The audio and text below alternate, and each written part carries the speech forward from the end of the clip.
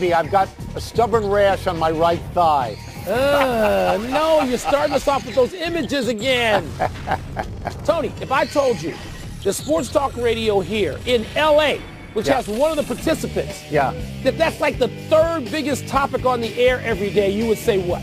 What, that the Super Bowl is the third biggest topic? Yeah, in L.A. Yeah, but what I would say to you is what we have talked about, that football has not yet, pro football in Los Angeles has not yet taken any sort of hold. Maybe when that new stadium is finally built.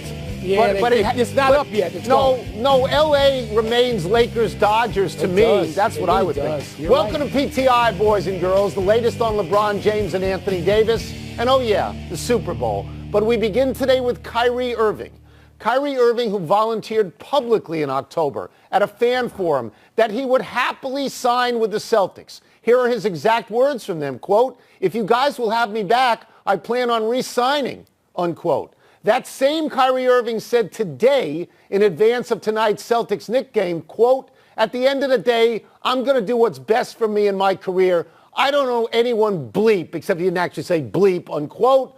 Wilbon, this seems to put the Knicks and Lakers in play right away. So if Kyrie plans to leave, what should Boston do? That the call that you hear next, Tony, will be Danny Ainge trying to trade Kyrie Irving between now and the deadline on Thursday. And look, I'm exaggerating that somewhat. It might not be the next call. But, Tony, tying yourself to what players say they're going to do 10 months out is like tying yourself to poll numbers in August that tell you they know exactly what's going to happen on election night when it's November 8th. You'd be crazy to believe that. It changes all the time.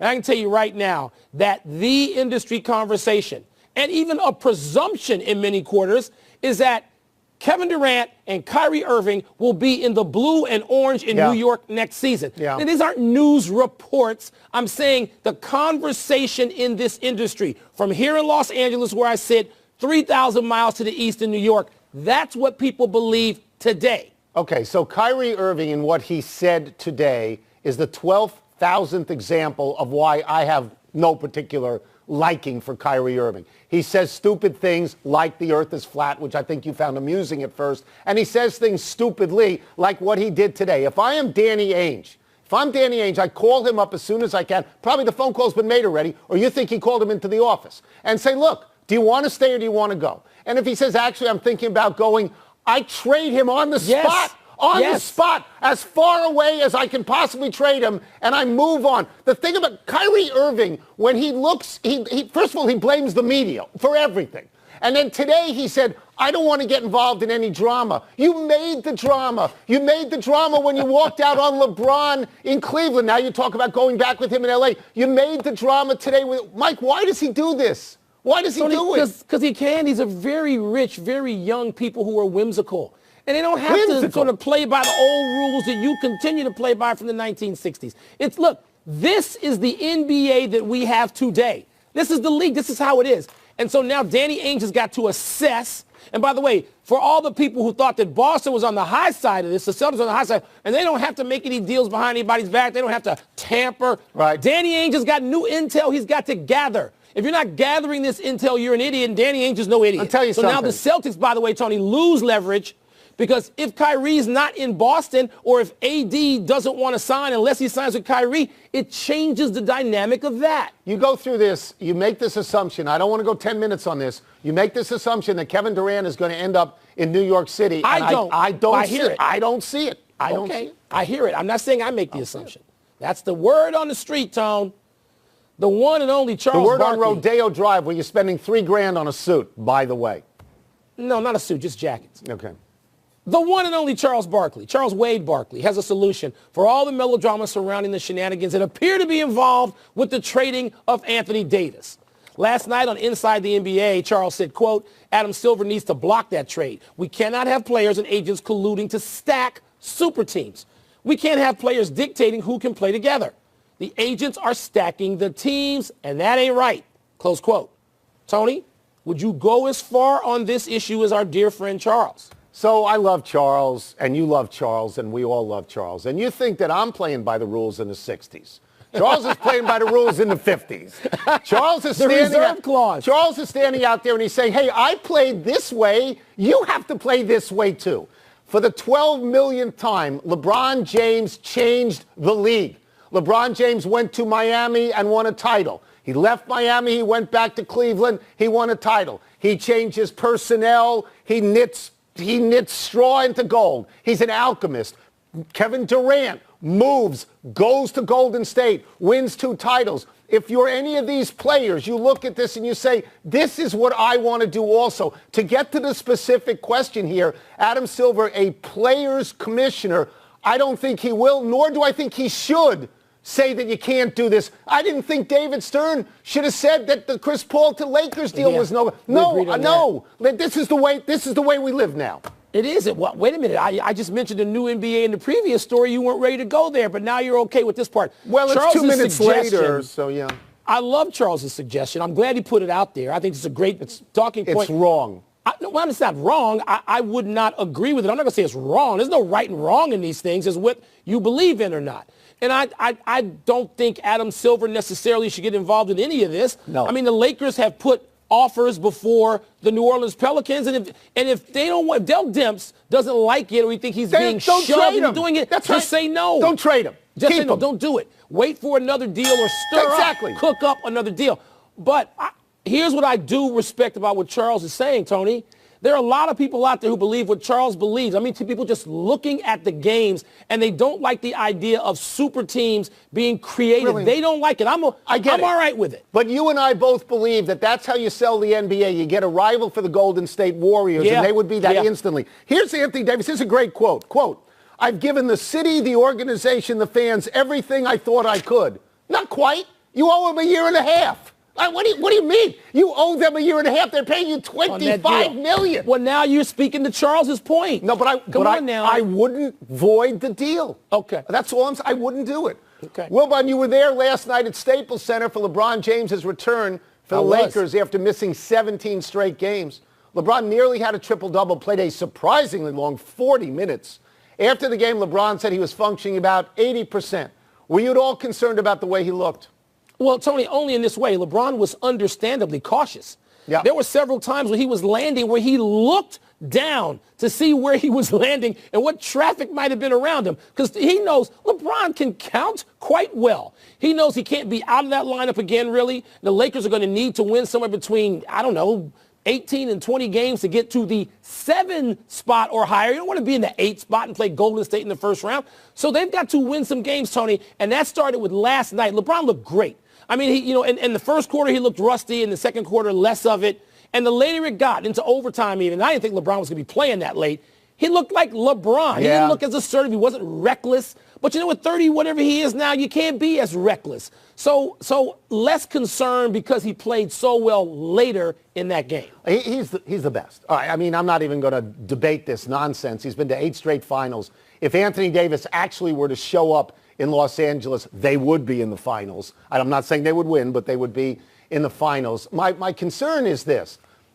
His health at this point. He's never been seriously hurt before. He takes off 7 to 10 days. He goes to Miami. He lays in the sun. Okay, but this was different. He missed an awful lot of games for the first time. I don't know how healthy he is or what his bounce back is. He missed so many games. I thought Luke Walton would lose his job. I thought that's what LeBron and his people wanted, but Luke Walton is coaching now. I have no worries about them as a team because every year, Mike, we see this. He can make a team better just by his presence. Well, Tony, that's why I thought even without a trade, if LeBron was in there, look, in those 17 games, the Lakers had every chance to go, say, 12-5, and we wouldn't be talking about them having to put on a late rush. Right. But the fact is he was out. And so now what? And, I just spent some time with Scottie Pippen, who knows something about going deep in the playoffs and injuries as you get older. And Scottie, too, like you just said to me a few minutes ago on the jump, hey, this is different. At this age, you have to monitor this better. You have to come back in a more reasonable rate than you did when you were 25. And those are the questions that I'm sure LeBron has, too, because he doesn't want to go in and out of that lineup, Tony. The Lakers cannot afford it. And Anthony Davis, I don't know that he has anything to do with it. You got to play. I mean, 14 of their next 20, I think, are on the road. But, I mean, I don't have any fears about them making the playoffs. I don't. And when they get there, there's one guy who knows how to advance in the playoffs. He does. Yeah. He does. All right. It's finally time to get to the Super Bowl. We've been asking other people all week which way they're leaning. Now we will ask each other. Wilbon, which way are you leaning? The Patriots. You know the answer to that question from me. You know my answer to that question. Yeah. And you could have gone to Vegas on knowing my answer. I'm not going to give you some surprise thing out of left field. They got Belichick. They got Brady. I don't even care who else they got. Edelman, Gronk. I don't care. Yeah. The cast changes. The supporting cast changes every season.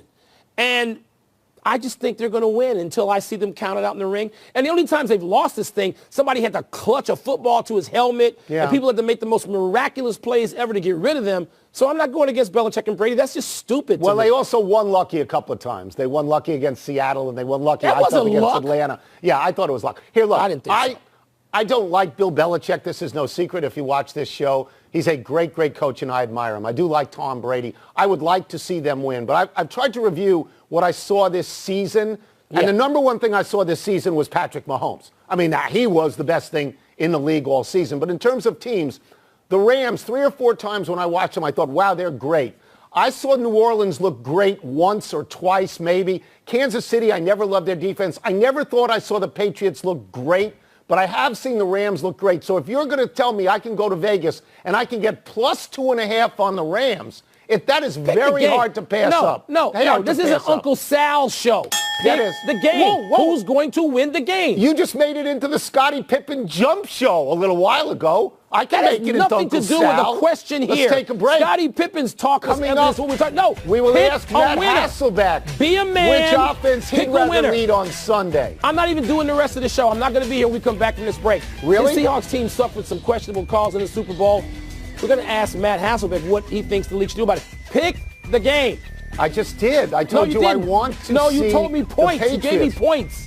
Well, you can get in the middle. If you take the Patriots straight. And the Interruption is brought to you by TGI Fridays. In here, it's always Friday. Today's show is about to get even sexier with the addition of a third bald man.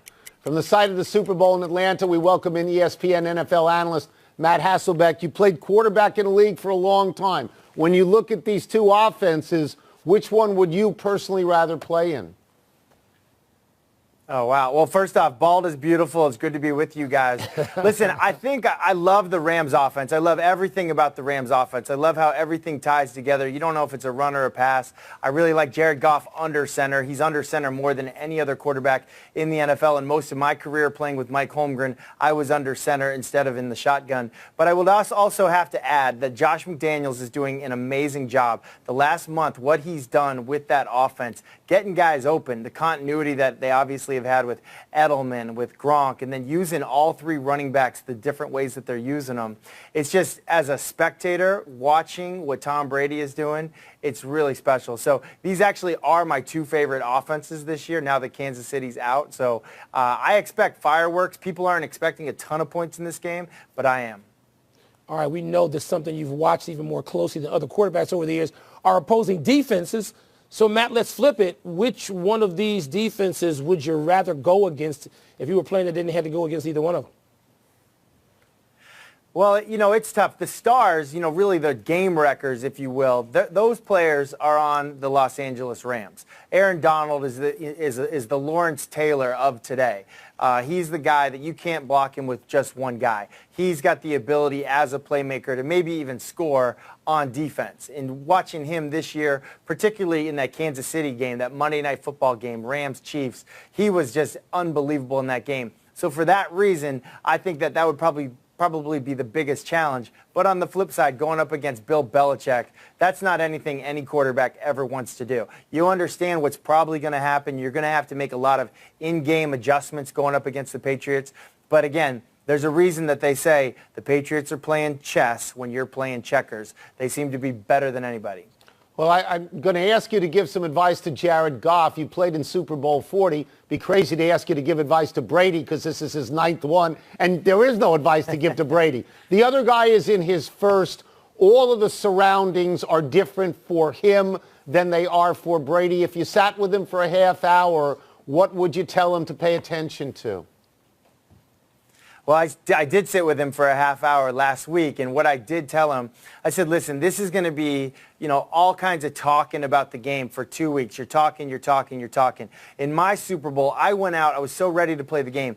I went out for pregame warm-ups, and there's more people, more media, more retired quarterbacks. I'm talking to this guy and that guy and the guy calling the game before the game. I couldn't even do my normal warm-up. I actually went back into the locker room because I was just out there doing more talking, didn't get to go through my normal warm-up for the game. So my advice to him, I said, listen, throw on those noise-canceling headphones that I see you guys practicing in and warming up in. They're wireless. Go out there and do not talk to anybody.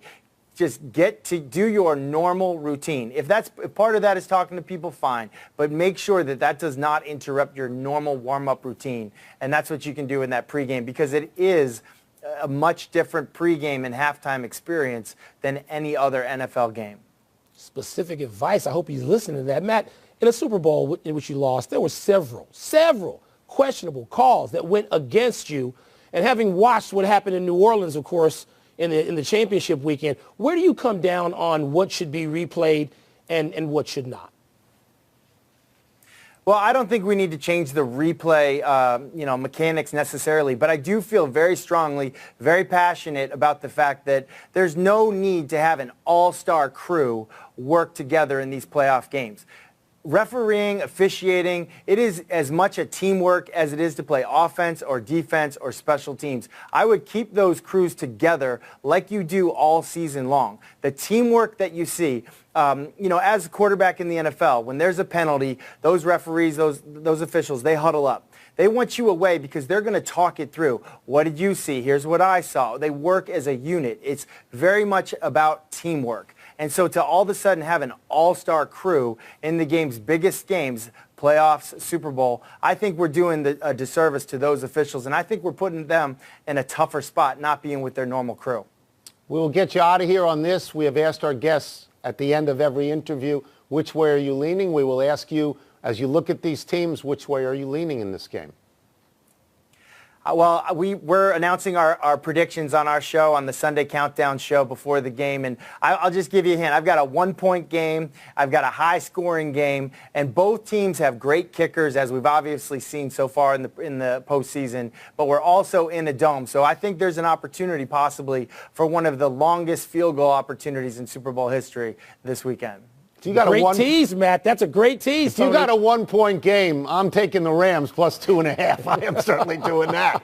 Thank you, Matt. Thank you, Matt. Appreciate it. Thank you, Matt. All right, guys. See ya. Matt Hasselbeck will be part of ESPN's Super Bowl Sunday NFL Countdown at 10 a.m. Eastern. Let's take one last break, but still to come was the NBA right to add Dirk Nowitzki and Dwayne Wade to the All-Star game. And should we be surprised that the Sixers beat the Dubs last night in Oakland, Tony? So a high-scoring game, I guess, would be both teams at least in the 30s. Right, Mike? That's what he would say? Yes. Both teams at least in the 30s. I'm not going to give it away. When dominant Order the show to discuss chasing Brady. See what Sage Steele, 6 Eastern after PTI.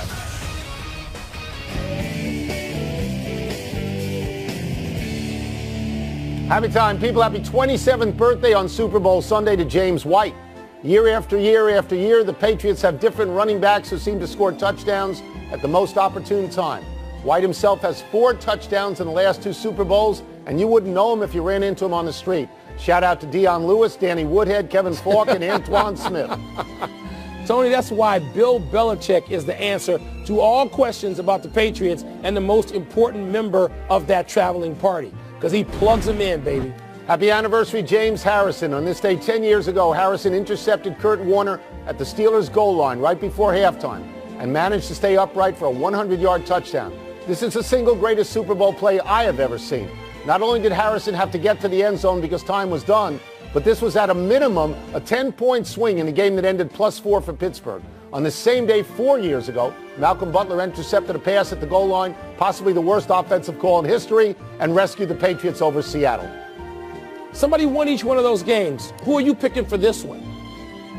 I told you before, don't you listen? No, you didn't tell me. Happy trails to Rudy Gobert making the All-Star team. The Jazz center was not selected as the Western Conference reserve, and when he met with reporters, he choked up. He had to wipe away tears. That was sweet. What wasn't as sweet was this from fellow All-Star snub Draymond Green, quote, "I guess I should cry too, no Charlotte," and then 3 crying emojis. I love Draymond, but let me just tell you, Rudy Gobert has gone up, up, up, up in my estimation. Good for him. I love this guy. Big finish quickly. Adam Let's Silver do it. named Dirk Nowitzki and Dwayne Wade to the All-Star game as special editions. That's good with you, right? It's not just good. It's great. 2 thumbs up. I'm grateful to see them. I'm glad he did it. Sixers ended the Dubs' 11-game winning streak in Oakland. You surprised? Yes, at home like that, even without Klay Thompson. Yes, No I Klay. am surprised. Yeah. Kyler Murray tells the NFL Network that his decision between baseball and football will come very soon. What's your guess? I don't have it. I'm going to wait to see who gives me 3.5 points to go in either direction. Good idea. Julius Peppers announced his retirement. How are you going to remember his career? Oddly enough, as somebody who played on the Carolina basketball team as a Tar Heel, but he's a Hall of Fame football player, I think. so. I Last think so, too. one, Rockets at Nuggets tonight. How many for your boy James Harden? Harden goes for 47, Nuggets win. You like that combo? See, 47? I don't need to talk about points given by Vegas. Be a man. Out of Make time. a pick. Try and do better the next Yeah, time. you're out I'm of time, Tony all right. Kornheiser. I'm Mike Wilbon. Have a great weekend, knuckleheads. Watch the Super Bowl, of course. You can get the PTI podcast on the ESPN app or Apple Podcast. Doc Popcorn, shout out. Thank you very much. I'll give my pick Monday.